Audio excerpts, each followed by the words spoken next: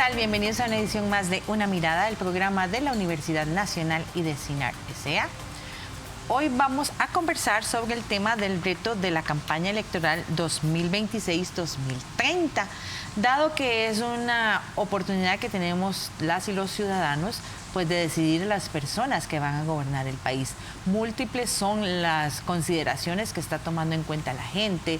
Estamos preocupados por múltiples cosas, por los destinos que está tomando el país en diferentes temas, y pues la campaña electoral será fundamental para que nos informemos sobre cuáles son las propuestas de las y los candidatos a la presidencia de la República y cuál podría ser la mejor opción para el país.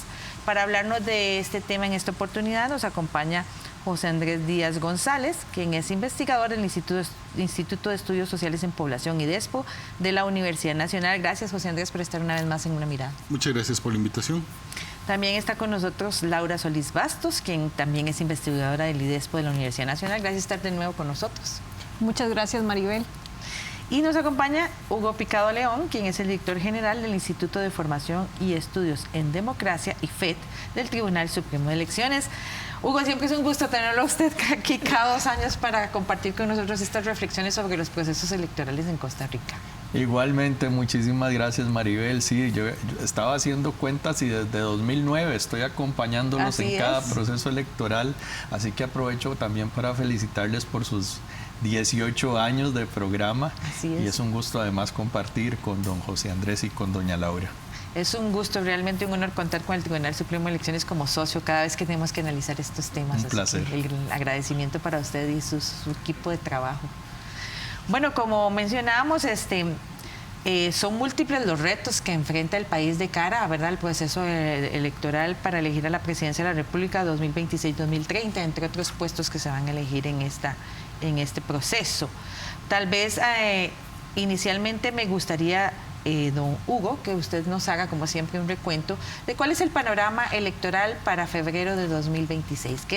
¿Cuáles son los números que estamos esperando? Bueno, en febrero de 2026 tendremos elecciones presidenciales y legislativas.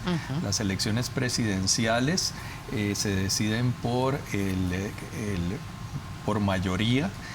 Es necesario ganar las elecciones con al menos un 40% de los votos válidos emitidos en primera ronda. Si ninguno de los candidatos alcanzar ese 40%, será necesario acudir a una segunda ronda electoral entre las dos candidaturas que obtengan más votos. Esa segunda ronda se celebraría eventualmente el primer domingo de abril. Además, elegiremos a los 57 diputados a la Asamblea Legislativa. Los diputados y diputadas se eligen por provincia y cada provincia elige una cantidad de diputados proporcional a el porcentaje de su población a nivel nacional. La elección de diputados se hace por un sistema proporcional que posibilita o pretende que cada partido político obtenga un porcentaje de votos, un porcentaje de escaños similar o proporcional al porcentaje de votos que obtuvo. Para estas elecciones, el Padrón Nacional Electoral costarricense ronda los 3.700.000 electores, que somos las personas llamadas a emitir el sufragio el 1 de febrero próximo. Se espera pues que haya la mayor participación posible. El Tribunal Supremo de Elecciones ha hecho un llamado insistente a que las personas se informen, a que escuchen las diferentes propuestas y para que tomen una decisión informada. Un 72% de la población mundial, según el índice de variedades de la democracia, vive hoy en día en regímenes autoritarios, donde no se participa en elecciones libres para escoger los gobernantes. Costa Rica sigue siendo una nación bendecida por Dios, una nación donde 76 años después seguimos eligiendo a nuestros gobernantes de manera libre, en condiciones de amplia participación política, contando en esta oportunidad con 20 candidaturas a la presidencia de la República y de más de 1.300 candidaturas a la Asamblea Legislativa. ¿Y a quién le corresponde decidir? A cada una de de los 3.700.000 personas costarricenses inscritas en el Padrón Nacional Electoral. Sin embargo, parece que no toda la población está tan convencida, ¿verdad?, todavía de por quién votar, de asistir a las urnas y demás. Esos fueron los resultados, entre otros, del informe de percepción sobre la coyuntura política, proceso electoral nacional, que divulgó el Instituto de Estudios Sociales en Población IDESPO recientemente. José Andrés y Laura tal vez sí nos comentan precisamente sobre este tema, ¿verdad?, ¿cuál es la actitud que tiene la población costarricense de cara al proceso electoral que prácticamente está encima? Pasa la Navidad y, como me dijo alguien la semana pasada, quitamos el arbolito y ponemos las banderas. Sí, bueno, lo que encontramos en la encuesta para inicio de la campaña electoral no es muy distinto a lo que hemos encontrado en otros estudios en procesos electorales anteriores. Le preguntamos a la población en una escala del 0 al 10, donde 0 es que está totalmente seguro de que no va a ir a votar y 10 que está totalmente seguro de ir a votar, cuál es su nivel de seguridad. Un 61% nos contestó que está totalmente seguro. Las personas que también dan calificaciones de 8 y 9 son aproximadamente un 10%. Lo que hemos visto con otros estudios es que la tendencia es que este es más o menos el grupo que termina yendo a votar. Entonces estaríamos proyectando, porque habría que ver otros estudios, una participación de cerca del 70% del electorado, muy similar a lo que ha sucedido en otros momentos. Es decir, tenemos un abstencionismo histórico en Costa Rica desde 1998 que ronda el 30%, 35% del padrón electoral. Y por el momento, ¿verdad?, a octubre, que es de este estudio del 2025, no proyectamos una variación al respecto. Sí, bueno, en este caso es muy importante poder ir viendo el proceso electoral desde el inicio de la campaña. Sí. Y comprender cómo se construye esa visión de la cultura política en la población costarricense que va a participar. En ese sentido, la participación puede estar dirigida en diferentes líneas. Personas que ya están decididas por quién votar, personas que se mantienen con un grado de indecisión y personas que definitivamente dicen me voy a abstener a votar. La encuesta que realizamos trata de hacer un acercamiento a esta tipología de estos grupos en específico. Y bueno, cuando vemos los datos nos podemos, como decía José Andrés, acercar al tipo de votante. Cuando ya vemos esa probabilidad de algún nivel de interés de asistir a votar, nos permite clasificar incluso en otra tipología a ese grupo en particular, que hemos denominado, por ejemplo, el votante tradicional. Ahí nos encontramos personas que dentro de su cotidianidad tienen presente la política. ¿De qué manera? Por ejemplo, personas que nos dicen, sí, frecuentemente yo hablo sobre política con personas cercanas, llámese familia, personas del trabajo, amigos o con personas familiares que no conviven en el mismo hogar, pero que existe esa presencia, esa visión de la política en su cotidianidad. También personas que nos dicen, bueno, yo he asistido a votar en procesos electorales anteriores. Entonces, eso nos da una luz de que el votar es un acto importante para esa persona. Pero nos vamos a encontrar también con otro tipo de votantes, que los hemos denominado flotantes. Esos votantes que tienen algún nivel de presencia de la política en su vida cotidiana, pero no tanto como el votante anterior que comentábamos. Entonces, conversa algunas veces, casi nunca, sobre estos temas. Y nos dice que, bueno, probablemente votó en algún proceso anterior. Y también nos encontramos con otro tipo de votante, el desinteresado, que es aquella persona que definitivamente nos da una baja probabilidad de asistir a votar en la encuesta, pero que además nos dice, bueno, que nunca habla sobre estos temas de forma cotidiana y probablemente no ha asistido a votar en otros procesos electorales. Eso nos va marcando esa pauta de cómo es esa tipología de personas que manifiestan algún nivel de interés de asistir a votar. Ya si lo vemos a nivel más general, más del 50% nos dice que es un votante tradicional y eso es algo que ha sido recurrente en las otras mediciones que hemos hecho en el IDESPO. Entonces se mantiene constante esa visión de ese tipo de votante.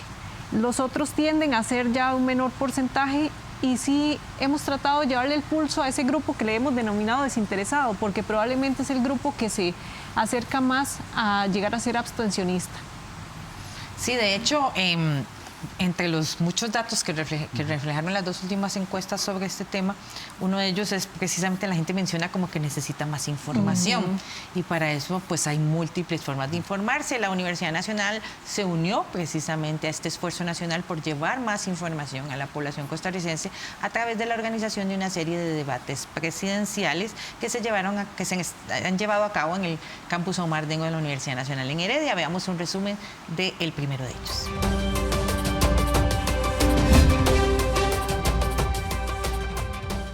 Sobre todo la conciencia de que debemos votar, los costarricenses debemos votar en razón de la propuesta país, en razón de la plataforma, el programa de gobierno. Eso es lo primero y lo esencial que creo yo que quiero expresar.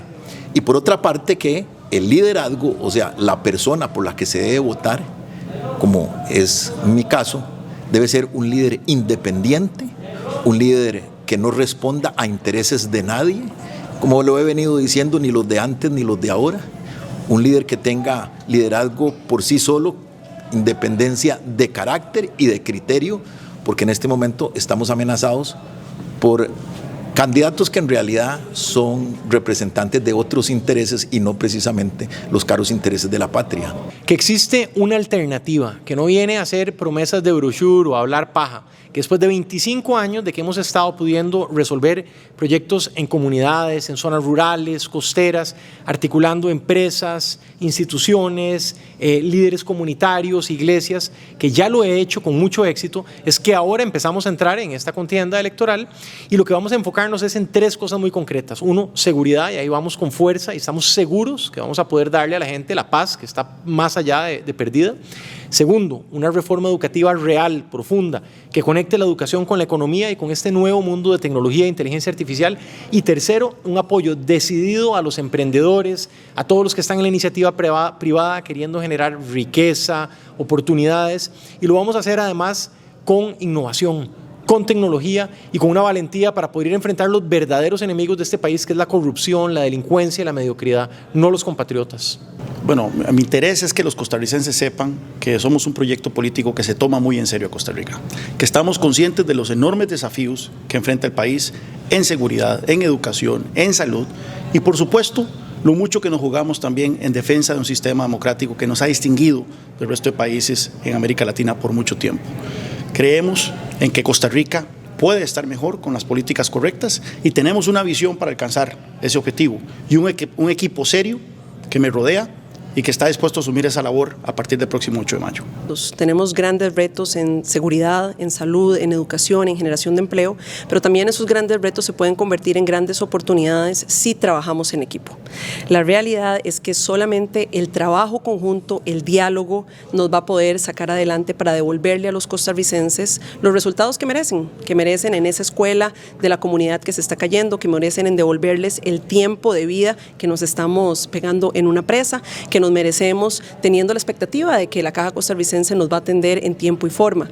Esos resultados solo los podemos lograr uniéndonos. La división y la polarización no nos van a dar ningún resultado y creo que estos espacios de deliberación democrática también son un punto importante para encontrar nuestros puntos de encuentro entre las diferentes candidaturas, para encontrar que tenemos diferencias. Por supuesto, en democracia se difiere, pero estoy segura que también vamos a tener puntos de encuentro y de construcción conjunta futuro.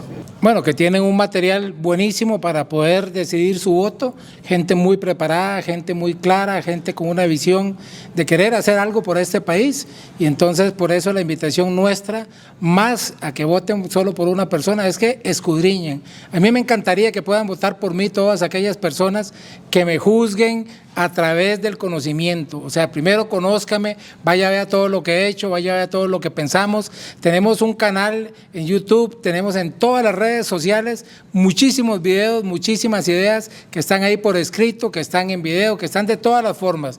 Entonces usted no puede decir que no me conoció. Si usted va a buscar, me va a conocer y yo quiero que si va a votar por mí, sea porque está convencido absolutamente de que soy la mejor opción para este país.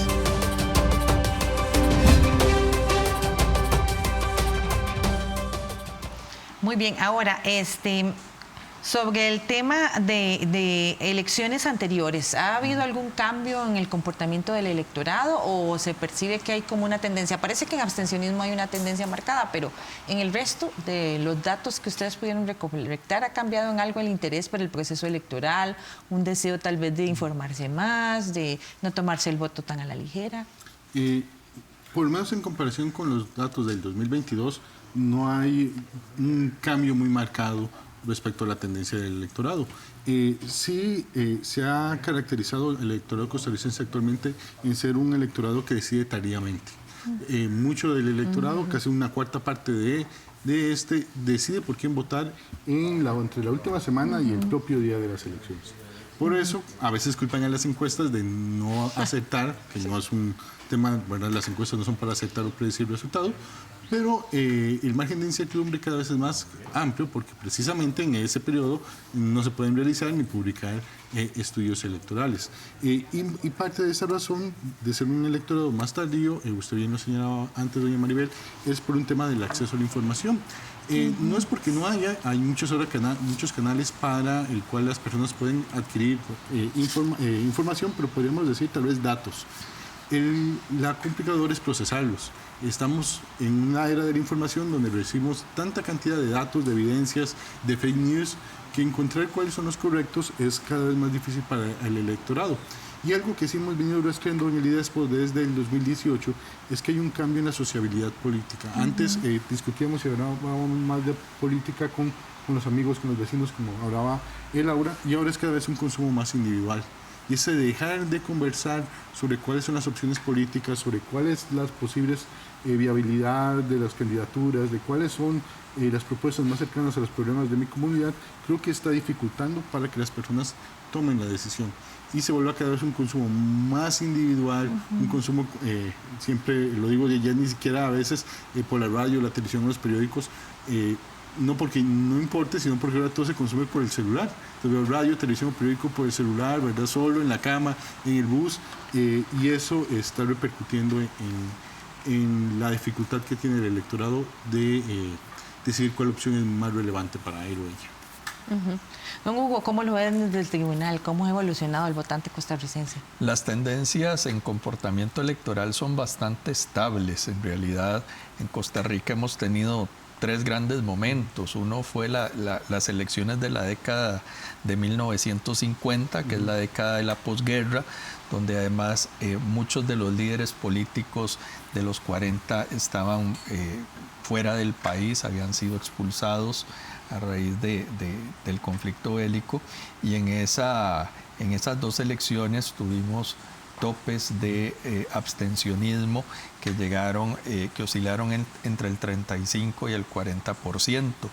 Luego tuvimos un periodo muy largo, desde las elecciones de 1962 hasta las de 1994, en que es un periodo de predominantemente bipartidista, de muy alta socialización política y altísimo alineamiento político.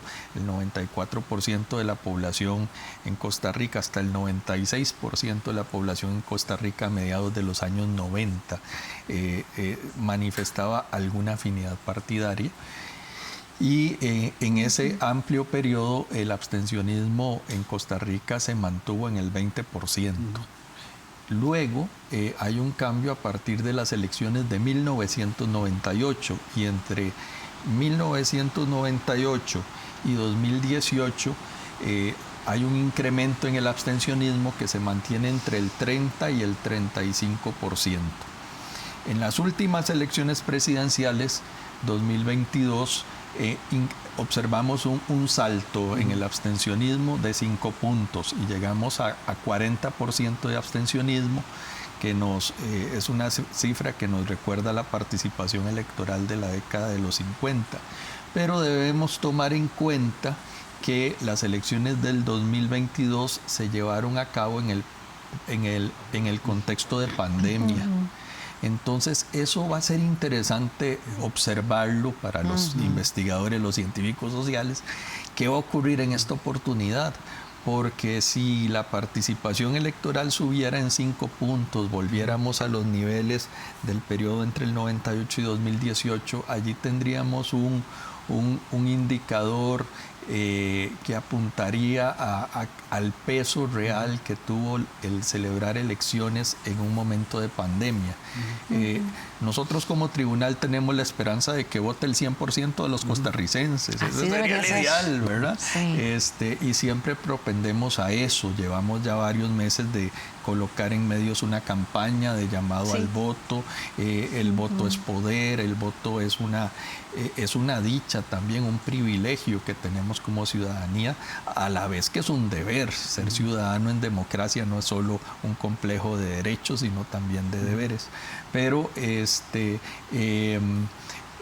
va a ser muy interesante lo que veamos ya desde una visión más académica, porque estamos aquí con 2 ilustres académicos, ver cómo va a ser el comportamiento del costarricense en cuanto a participación electoral y abstencionismo en los comicios del 1 de febrero. Sí, múltiples son los retos que enfrentamos como país en esta materia y muchas otras que le preocupan a la población de cara a este proceso electoral. Vamos a hablar de eso en el siguiente bloque. Quédese con una mirada, ya regresamos.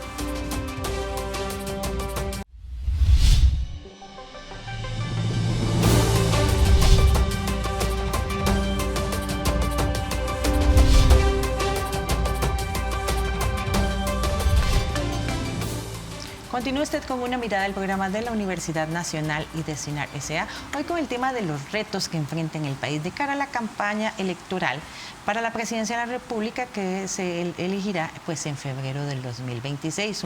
Un evento realmente importante para el país, pues todas y todos estamos invitados a decidir los destinos del país. Ahora, hay 3 números que a mí me generan todavía algún grado de ruido o preocupación, no sé exactamente hoy cómo definirlo, ¿verdad? Pero bueno, son los siguientes. El 75% de la población no tiene afinidad por ningún partido político en Costa Rica, según la última encuesta del CIEP de la Universidad de Costa Rica, y de la encuesta de IDESPO, recientemente divulgada, pues también dice, ¿verdad?, que si bien más de un 60% dice que 61% dijiste, ¿verdad? Tiene disposición de ir a votar, pues un 52% todavía está indeciso y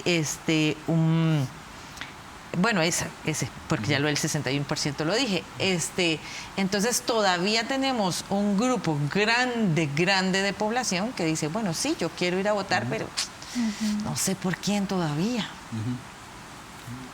Sí. Bueno, me parece que hay un detalle ahí que es importante en lo que usted menciona. Primero, el valor que tiene el voto. El valor del voto sigue siendo algo muy importante para la población costarricense. Uno de los datos que obtuvimos en la encuesta es justamente ese.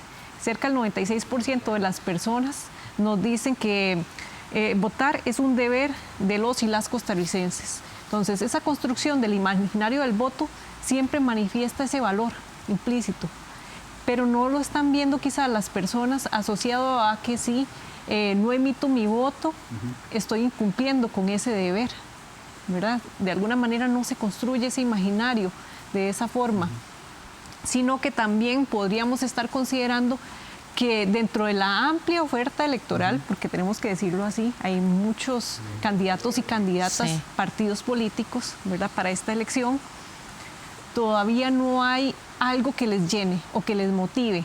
Y en la encuesta nos decía esto, que 45% dice que se siente identificado con un partido. El restante porcentaje no.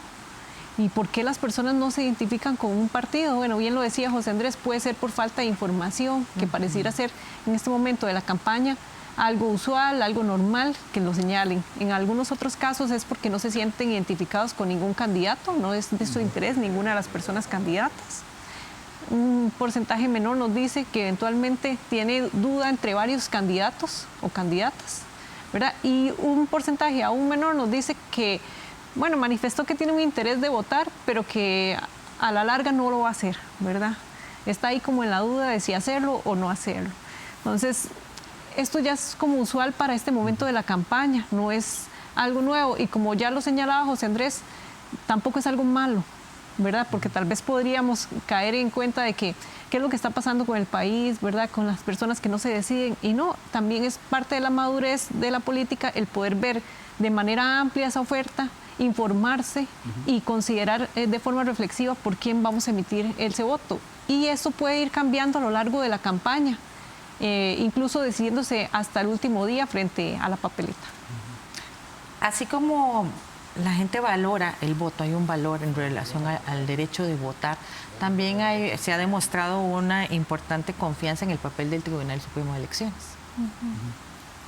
Bueno, el Tribunal Supremo de Elecciones sigue siendo una institución básica en la democracia costarricense. La democracia es mucho más que elecciones. Para vivir en democracia se requieren prácticas y una ciudadanía democrática, como decía John Dewey, no hay democracia sin demócratas, pero si bien la democracia es mucho más que elecciones, no hay democracia sin elecciones. De manera que una base fuerte que tenemos en Costa Rica para toda la construcción de ciudadanía democrática es un Tribunal Supremo de Elecciones que durante 76 años ha garantizado la integridad de nuestro padrón electoral mediante el registro civil, la identificación precisa del elector mediante la cédula de identidad, el control y fiscalización de todas las juntas receptoras de votos del país, que en esta ocasión serán un poco más de 7.000 juntas receptoras de votos, tanto en territorio nacional como el extranjero, también en centros de detención, en cárceles, en hogares de ancianos. En fin, el derecho al sufragio se va expandiendo y a la vez es muy transparente y controlado, porque cada uno de los pasos técnicos, que son muy complejos, la organización de elecciones es compleja en cualquier parte del mundo, aquí no es la excepción, el tribunal lo hace con un conocimiento de 76 años, con una experiencia que hace que ese voto sea confiable y sea defendido por el propio tribunal hasta las últimas consecuencias. ¿Quién ganará las elecciones? El que obtenga más votos. ¿Cuál es la función de la ciudadanía? Acudir a las urnas y emitir un voto informado.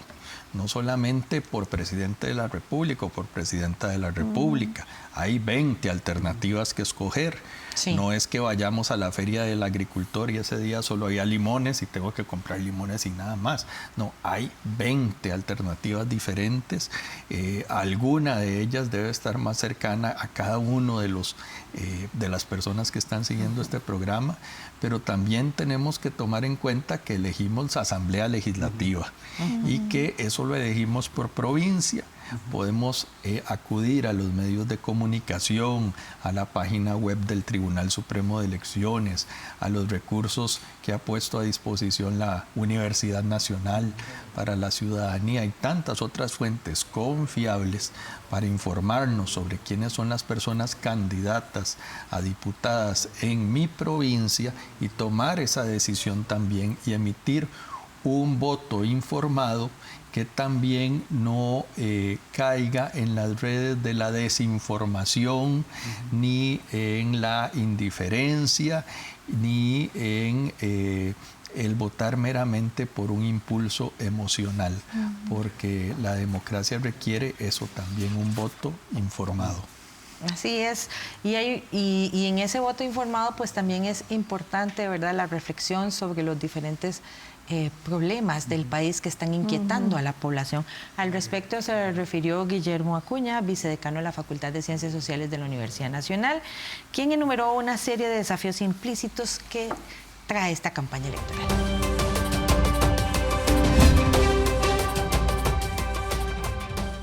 Y me parece que el principal reto, el principal desafío que tienen las personas electoras, que tenemos las personas electoras, es tomar una buena decisión con base a información certera, con base a información argumentada sobre las propuestas que tienen las diferentes personas candidatas respecto a los distintos temas que pues representan los desafíos que el país les está marcando. Hay temas que son importantes. Creo que llegamos a esta contienda electoral con el tema de la seguridad como uno de los principales aspectos que la ciudadanía está solicitando remediar, que está solicitando que se considere. El tema obviamente de la economía, también de la empleabilidad de las poblaciones, particularmente de las poblaciones jóvenes y de las mujeres, sigue siendo un desafío importante. Y me parece que un tercer aspecto a considerar que el elector tendrá que encontrar en las distintas propuestas que se presenten a lo largo de esta contienda electoral es cómo se le va a hacer frente a la crisis educativa que el país está presentando, que como ya vimos tiene un rezago de 40 años en varios temas, en calidad de la educación, en infraestructura, en dotación de equipos, en el área de informática, en las condiciones de trabajo de las personas educadoras. Me parece que esos tres son desafíos que las personas electoras tendremos que ir a buscar a las distintas propuestas de más de 20 personas que se postularon para la presidencia de la República. Un desafío importante en términos de toma de decisión es cómo atender a esa fragmentación que va a presentar una papeleta grande, una papeleta presidencial con más de 20 candidatos y candidatas. A la hora de presentarse a emitir el voto, me parece que eso va a ser un reto y un desafío, buscar, encontrar y emitir un voto certero, informado y argumentado.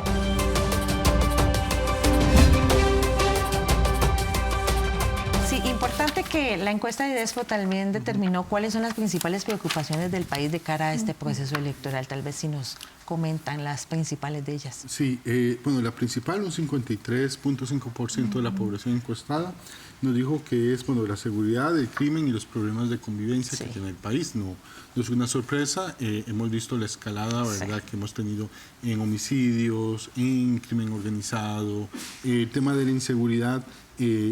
Ha sido el principal problema, por lo menos en las mediciones de IDESPO, identificado desde hace unos 2 años y medio, 3 años. Hablábamos ahora un poco con Laura antes de iniciar, cómo en la campaña pasada seguridad aparecía mencionado era un 2.5 más o menos % de la población, y de ser un tema menor ha pasado a ser en 3 años la principal preocupación de la ciudadanía.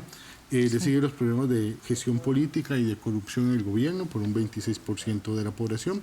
Y en tercer lugar, problemas económicos y el empleo o el desempleo es con un 13.6% de menciones lo que preocupa a la ciudadanía.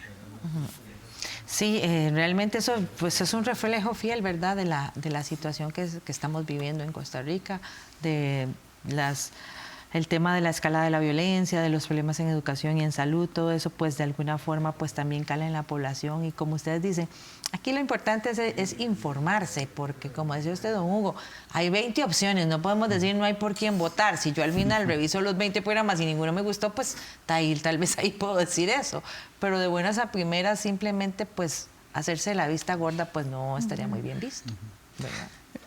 Yo quisiera aprovechar para hacer un llamado a la población para que aprovechen este tipo de programas, para que aprovechen los debates que ha organizado la Universidad Nacional, que organizarán otras instituciones, que organizarán los canales de televisión, los programas de radio, que desde octubre pasado están constantemente invitando a las personas candidatas, tanto a la presidencia de la República como a las diputaciones, a conversar y a cuestionarlos. Sentémonos y analicemos responsablemente cuáles son esas alternativas y decidamos nuestro voto, de manera informada y responsable. Otro de los desafíos que se han analizado y que pues, por supuesto está presente en la encuesta de IDESPO es la forma en que la gente se informa sobre el proceso electoral. Ha quedado en evidencia algo que ha sorprendido a muchos, ¿verdad? La televisión abierta sigue siendo la reina para informarse, no entretenerse. Hay que hacer esa diferencia, ¿verdad? Una cosa es dónde yo me informo y dónde me entretengo. Y las plataformas que tienen texto de alguna forma, ¿verdad? Facebook o las plataformas digitales que tienen información en formato de texto. Ahora, las redes sociales siguen teniendo un papel protagónico también. Tal vez si hablamos sobre eso, ¿por dónde se está informando la gente? Sí, esto no es sorpresa, el hecho de que la televisión siga siendo un medio por el cual las personas se informan. Alrededor del 60% dice informarse siempre o casi siempre a través de este medio para conocer aspectos de la política. En este caso, tal vez lo enfocamos más a la campaña electoral. Cuando le hemos preguntado en otras oportunidades, siempre es uno de los medios que sale con mayor mención.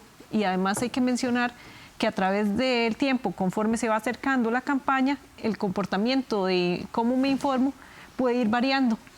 Es decir, por ejemplo, personas que decían que no era tan frecuente que estuvieran conversando sobre estos temas, que estuvieran buscando información, que vieran programas de radio, televisión, redes sociales, ¿verdad? Diversos medios, empieza a aumentar conforme se acerca el día de la elección. Entonces también eso nos llama un poquito a esa visión de informarse sobre estos temas. Lo que sí ha sido novedad para esta oportunidad es que las redes sociales empiezan a posicionarse como uno de los principales medios por los cuales las personas se informan acerca de estos temas. También hay que tener esa rigurosidad de pronto como personas votantes, de tener ese ojo crítico de qué medios son los que estoy buscando para informarme. No es que las redes sociales sean un medio inadecuado, claro que es un medio que se puede usar y que está en acceso de la población, pero la calidad de los datos que se publican y de la fuente es muy importante, ¿verdad? Discriminar que sí puede ser información real, verídica sobre la campaña electoral, sobre los partidos que se están postulando, sobre las personas candidatas y que podría dirigirse más a una fake news, ¿verdad? Que ya lo señalaba antes José Andrés. Sí, ese punto tuyo es fundamental porque las redes sociales, pues sí, son un medio más de comunicación muy importante, muy en tendencia, pero a diferencia de otros medios están llenas de noticias falsas y muchas veces la población realmente se las cree, las comparte. Entonces, qué responsabilidad tan grande porque incluso las personas expertas en el análisis de las noticias falsas, una de las recomendaciones es que ni siquiera la consuma, no la comparta.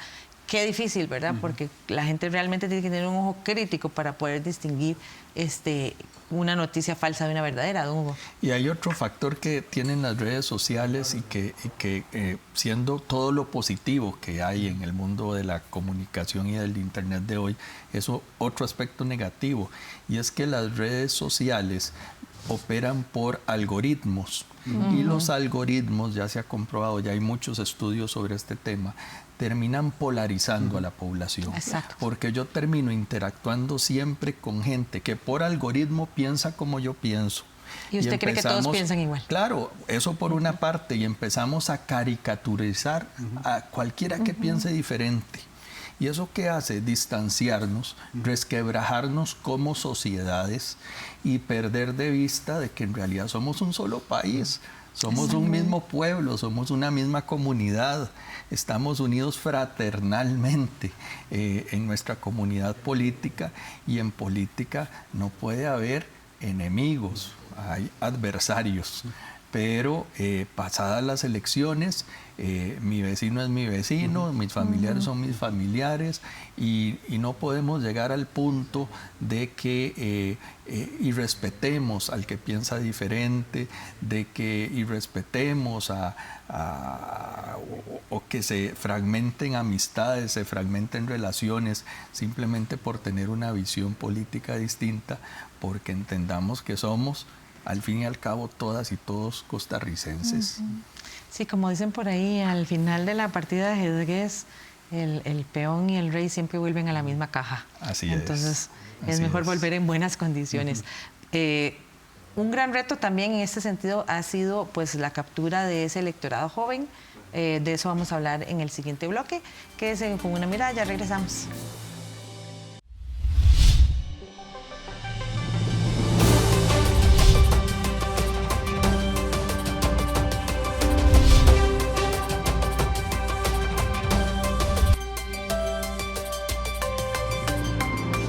usted a Una Mirada, el programa de la Universidad Nacional y de CINAR S.A. Hoy con los retos del proceso electoral para elegir a la Presidencia de la República y a la nueva Asamblea Legislativa en febrero de 2026.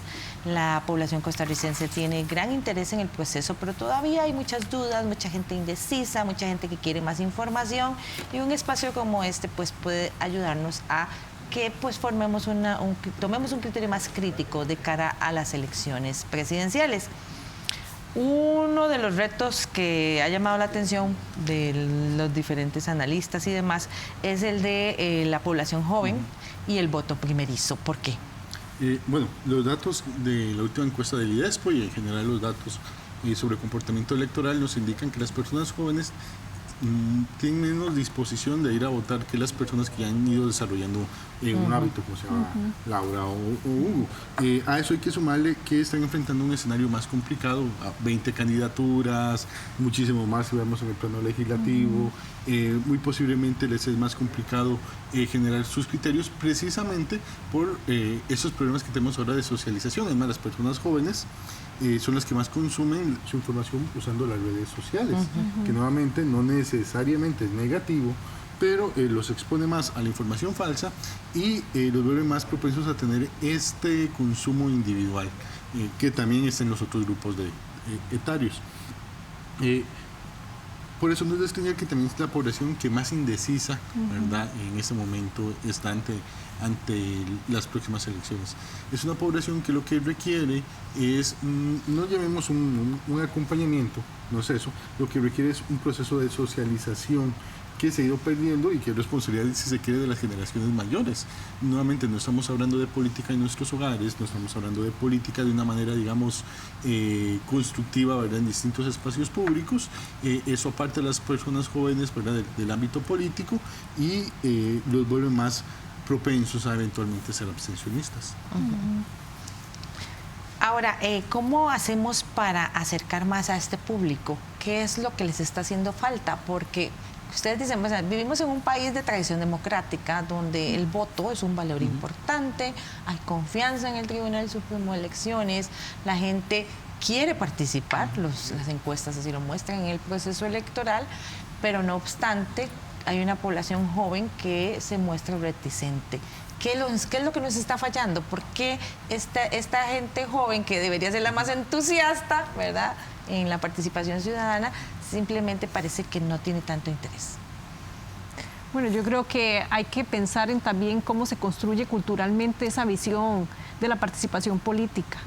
Ya lo decía muy bien don Hugo, que no debe limitarse solo al hecho de emitir el voto cada 2 o cada 4 años, ¿verdad?, sino que también visualizar cómo las personas somos parte de la sociedad costarricense y tenemos un rol en la política, en el día a día, ¿verdad?, de nuestras acciones. Eso es fundamental. El voto es una de esas acciones. También creo que se ha perdido un poco esa visión de ese entusiasmo que usted mencionaba.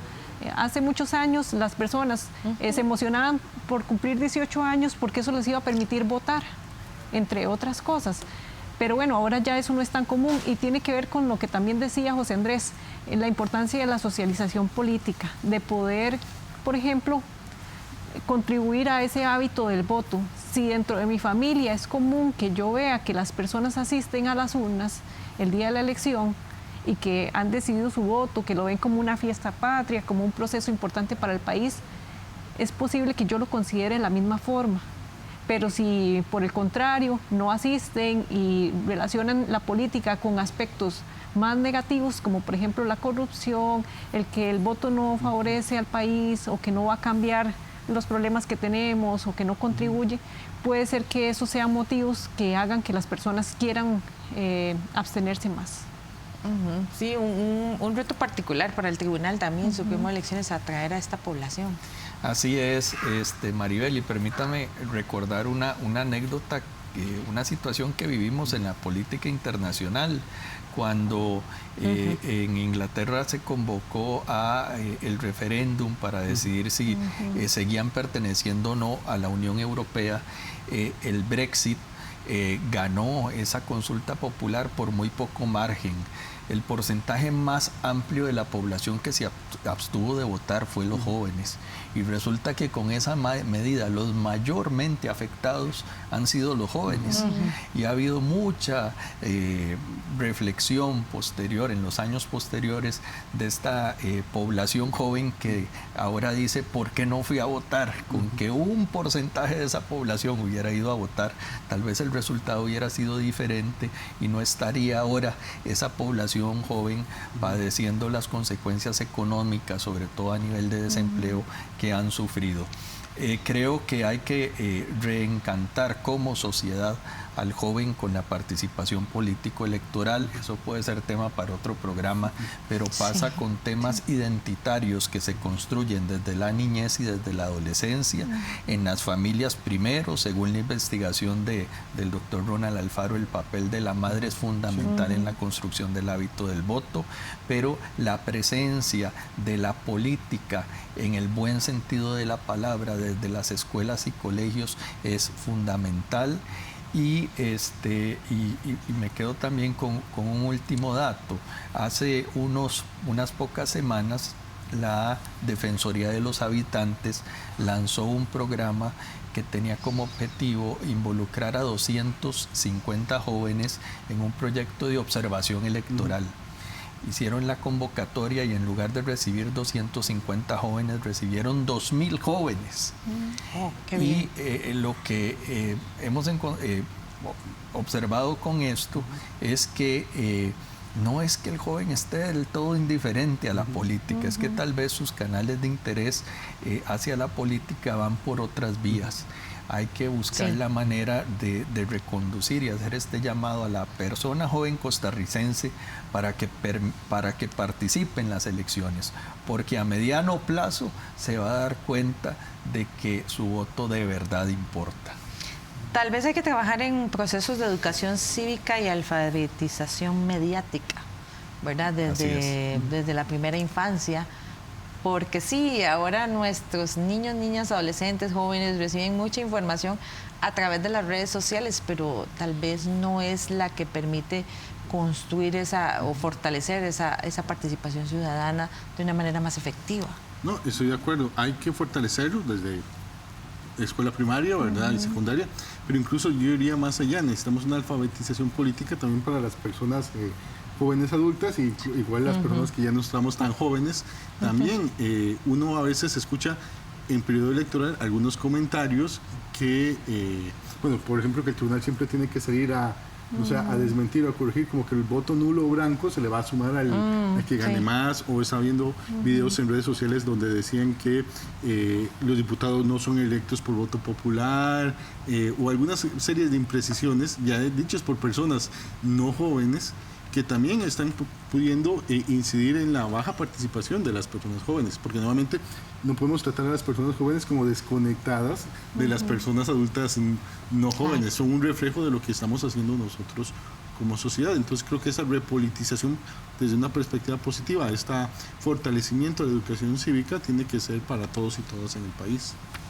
Sí, y también bien importante porque en esta elección particular uno ha visto muchísimos mensajes tendientes a debilitar la confianza en el Tribunal Supremo de Elecciones, en nuestro proceso democrático, ¿verdad? Hay diferentes vocecitas por ahí tratando de cuestionar que el trabajo que ustedes hacen pues es el correcto, y esto de una u otra forma puede ir calando en la confianza de diferentes sectores de la población.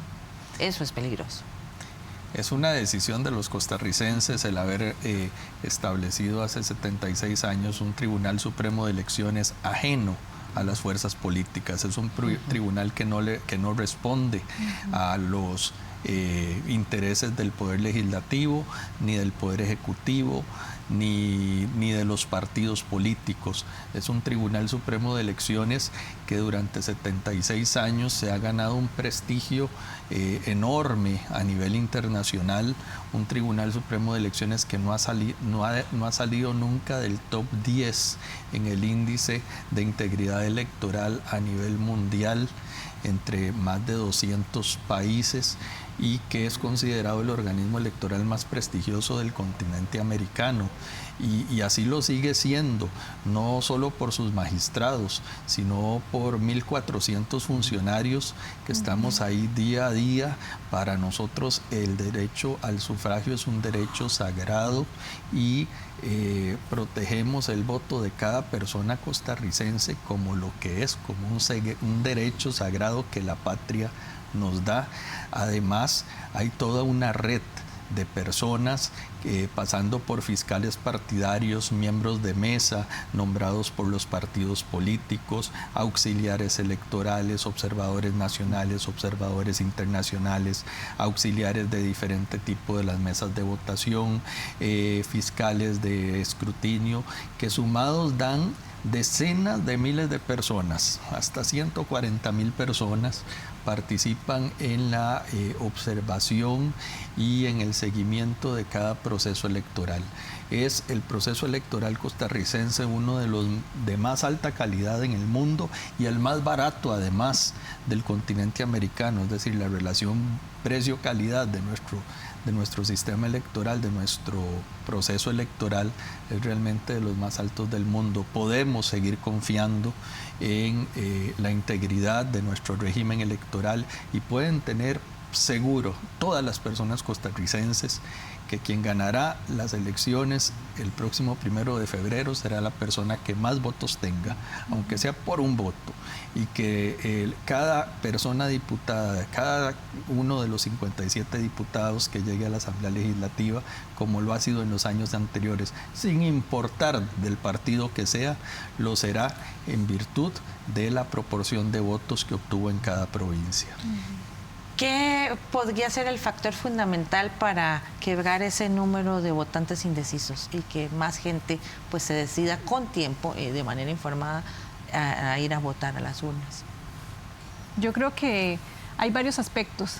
Uno en particular, y que lo comentábamos antes, es por ejemplo los debates. Es una herramienta que la población le presta muchísima atención. Todavía estamos en una etapa temprana de la campaña, ya se están presentando algunos, como los que se están realizando a través de la Universidad Nacional. Sabemos que hay otros espacios que también van a desarrollar debates, pero es una herramienta sumamente valiosa para que la persona tome ese criterio respecto a por quién votar.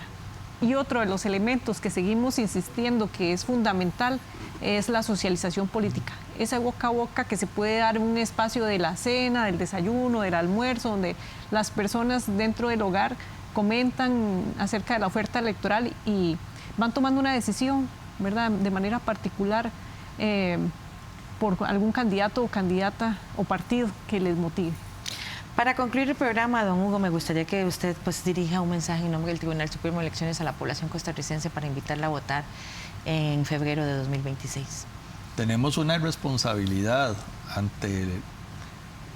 para con nuestro país y para con el mundo. Como costarricenses somos herederos de grandes aciertos de nuestros padres y de nuestros abuelos.